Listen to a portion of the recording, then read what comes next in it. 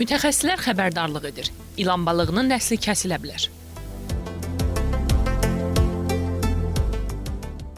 Bəs görəsən ilan balığını çoxalıb inkişaf etməyə qoymayan hansı səbəblərdir? Öncə onu qeyd edək ki, ilan balığı olduqca dəyərli balıqdır. Dadına tamına da söz ola bilməz. Bir vaxtlar Kür çayında qızıl balıq, xaşam, şirbit, çəki, nərəcinsli balıqlarla yanaşı ilan balığı da bol olub. Yaşların dediyinə görə Böyük Vətən müharibəsi illərində nəinki səlyanlılar, Kür boyu yaşayan bütün sakinlər məhz bu balıqların, xüsusilə ilan balığının ətindən və yağından istifadə etməklə acılıqdan xilas ola bilib. İlan balığa söz yoxdur. Aclıq vaxtında, müharibə vaxtında aclıqda ilan balığı saxlayır damatı.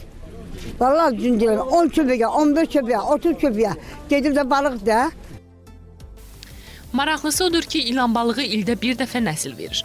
Adətən dənizdə yaşayan ilan balığı kürləmək üçün qışda Kür və digər çaylara gedir. Qumlu, çınqıllı yerlərə tökdüyü kürlərin sayı isə 30 mindən çox olur.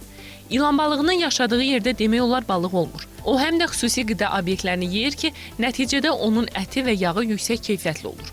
İlan balığının əti və yağı isə bir çox göz, yel, mədə-bağırsaq və digər xəstəliklərin dərmanıdır. Yaşba ilan balığı nə kimi xeyri var, nə xəstənin xeyri var? Hər şey. Onun qanı deyirəm, yağı dəyirmandır cəmaata. İlla da körpələrə. İlan balığı da elə şeydir ki, yeməli şeydir, gözə zərərlidir, xeyirdir, bədənə xeyirdir, razısına götürür.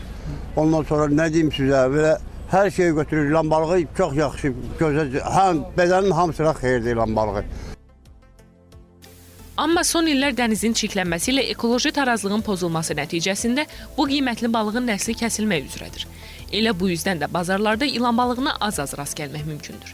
Mütəxəssislər isə ilan balığının süni yolla artırılması biotexnikasını işləyib hazırlamaq və körpələri süni yolla yetişdirib çaylara buraxmaq təklifini irəli sürür.